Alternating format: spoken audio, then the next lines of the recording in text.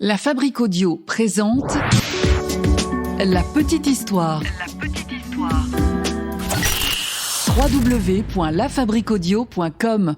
Quand Barberousse est sur les mers, aucun navire n'est à l'abri. C'est ce qui se dit à l'époque pour les navigateurs qui sillonnent les mers.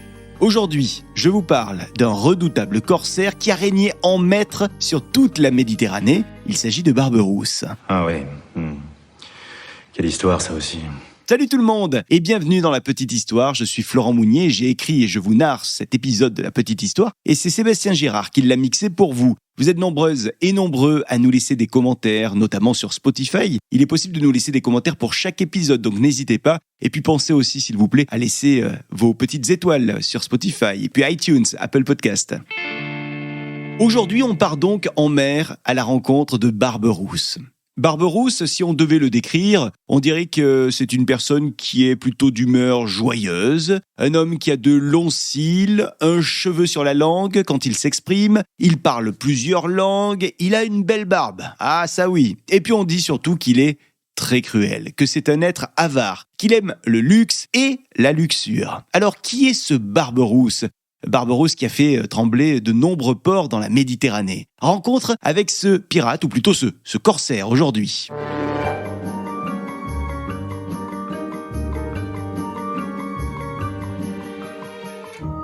Ce que je peux vous dire, c'est que Barberousse, il a un frère. Le frère, c'est Horus, c'est son frère aîné, Horus. Le frère, c'est le premier de la fratrie à avoir pris la mer en quête d'aventure. En fait, à la base, c'est ce frère, Horus, qu'on surnomme Barberousse, tout simplement parce qu'il a des reflets roux dans la barbe. Ce n'est donc pas le frère cadet qu'on surnomme Barberousse.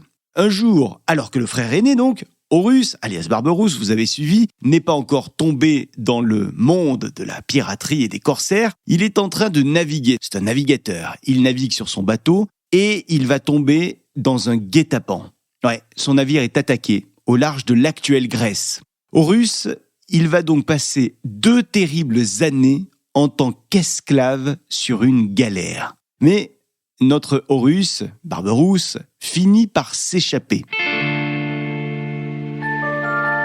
Il rejoint son frère et tous deux s'installent sur l'île de Djerba. Nous sommes au large de la Tunisie. Djerba qui est à l'époque un véritable repère de pirates. Et c'est donc là-bas que les 2 frères vont se découvrir un talent pour le monde de la piraterie. C'est bien simple, les 2 frangins se mettent à attaquer et à piller tout ce qui bouge, en tout cas tous les navires qui passent plus ou moins près de Djerba. Grâce à ces attaques, ils amassent, vous l'imaginez, un butin colossal, un trésor de guerre. Et quand l'émir d'Alger entend parler de ces 2 pirates, eh bien il part à la rencontre pour leur proposer un contrat. Il leur propose tout simplement de se joindre à lui. Il voit en eux, en ces 2 frères, du talent, un talent de pirate. Du coup, les 2 frères, ils rejoignent l'émir d'Alger. Ils sont désormais à la tête d'une 12aine de navires. Et on y va à fond dans les grandes bagarres. Des bagarres qui sont d'une violence extrême. Et d'ailleurs, c'est au cours de l'une de ces batailles menées sur l'un des navires que le frère aîné, Horus, va perdre son bras. Plus de bras pour Barberousse donc. Horus, lui, il a toujours rêvé d'être plus qu'un simple pirate ou un simple corsaire. Ce qu'il veut vraiment, c'est régner sur son propre royaume. Un royaume qu'il imagine sur les côtes nord-africaines.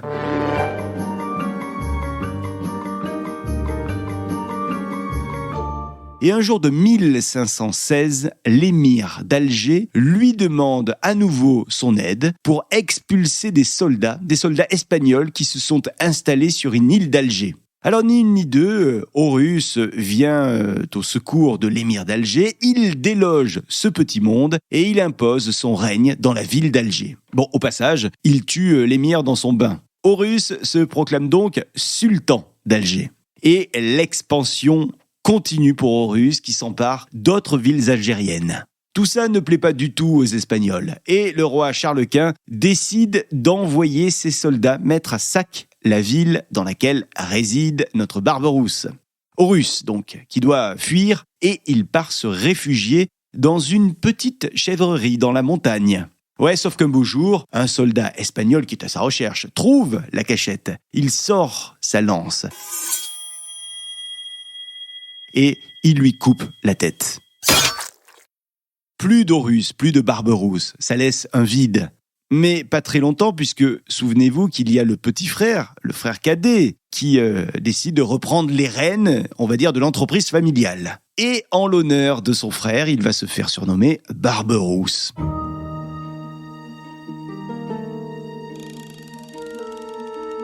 Barberousse, le nouveau donc, est à ce moment-là à Alger et il se décide à solliciter de l'aide, celle de Soliman, le Magnifique, le sultan musulman du vaste empire ottoman. Le moins qu'on puisse dire, c'est que Soliman a des ressources. Ouais, le sultan, il peut dépêcher, et d'ailleurs c'est ce qu'il va faire, plus de 2000 soldats de son armée ottomane. Alger revient donc rapidement aux mains de Barberousse, mais aussi aux mains du sultan qui en fait une sorte de district ottoman. Les choses se sont donc un petit peu calmées et Barberousse se dit qu'à ce moment-là, il a un petit peu de temps pour reprendre, lui, ses affaires de pirate de son côté. Alors quand la nouvelle se sait dans le monde de la piraterie, il y a des pirates du monde entier qui décident de se mettre en route pour aller retrouver Barberousse. Tout ce petit monde afflue à Alger, attiré par la possible fortune qu'il pourrait y bâtir. Oui, parce que dès qu'on attaque un navire, on le pille. On pille absolument tout. Faut imaginer qu'à l'époque, on voit repartir Barberousse et ses équipes avec de la soie, avec de l'or, avec des tigres, avec des lions, des chameaux, de l'argent, et puis avec des femmes. Ouais, les femmes font partie du butin des corsaires. Barberousse kidnappe des femmes pour en faire des esclaves. Esclaves qu'il destine au harem d'Istanbul. Tout ça pour satisfaire les désirs du sultan Soliman. Et Soliman est ravi. Il finit même par nommer Barberousse amiral en chef de la flotte ottomane. Barberousse a désormais sous ses ordres plus de 100 galères autour de la Méditerranée. On sait que là où Barberousse et ses équipes passent, le chaos surgit. Et c'est le cas pour une grande partie des ports grecs qui vont être totalement assaillis par la flotte de Barberousse. La côte italienne est elle aussi victime des attaques répétées de Barberousse. Barberousse que personne ne semble pouvoir arrêter. C'est le moins qu'on puisse dire. Il va même jusqu'à menacer le pape Clément VI à l'époque.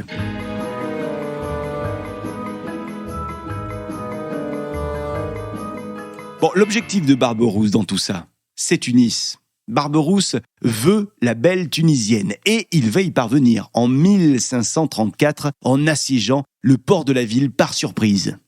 Ce succès de Barberousse ne va pas durer éternellement, parce que notre Espagnol, le roi Charles Quint, finit par lancer une grande expédition militaire, histoire de reprendre Tunis des mains de Barberousse.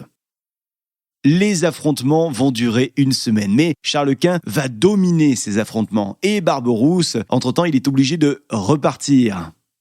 Alors il repart, mais il prépare déjà sa revanche.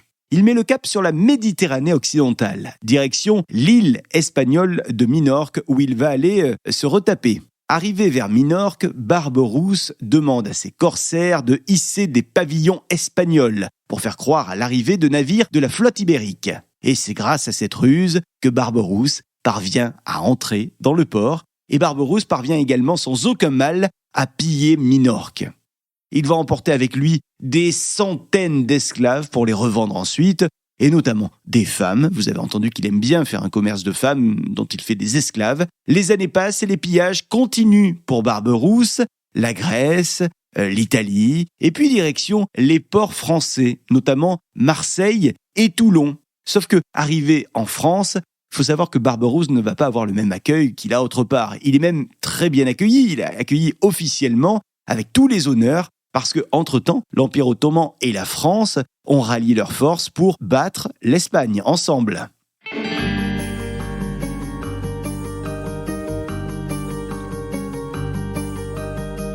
Bon, je vous passe les détails de toutes les futures batailles. Ce qui est sûr, c'est qu'arrivé à un certain âge, Barberousse se sent un peu vieillir et il se dit que ça serait peut-être le moment de mettre fin à sa carrière. En gros, il décide de prendre sa retraite. Alors en 1545, Barberousse se retire à Istanbul où il va passer la dernière année de sa vie à écrire, enfin plus précisément à faire écrire, à dicter ses mémoires. Barberousse va mourir le 4 juillet 1546.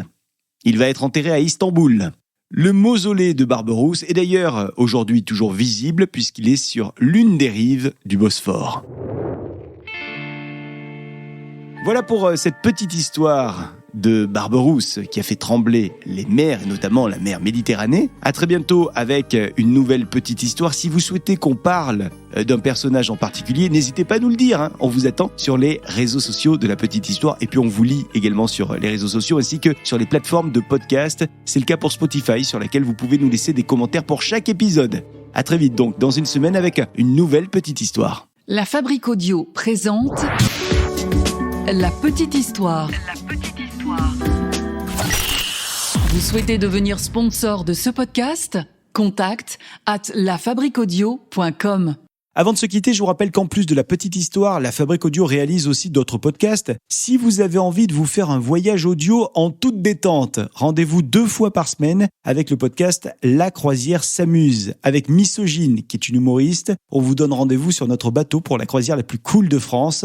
Au programme, des savoirs inutiles pour briller en société, des ragots autour de notre machine à café, des bonnes nouvelles parce qu'on en a bien besoin en ce moment, des quiz parce qu'on adore s'ambiancer, des énigmes avec le père Fougas, des conseils ciné, TV, musique, séries, livres, parce qu'on est comme ça, on aime bien vous mettre bien, tranquille. La Croisière s'amuse, c'est le podcast qui vous fait voir la vie du bon côté, et c'est avec ma pote Misogyne. Et moi, dans ce podcast, je suis le capitaine de La Croisière s'amuse. À très vite sur votre appli de podcast préféré avec La Croisière s'amuse.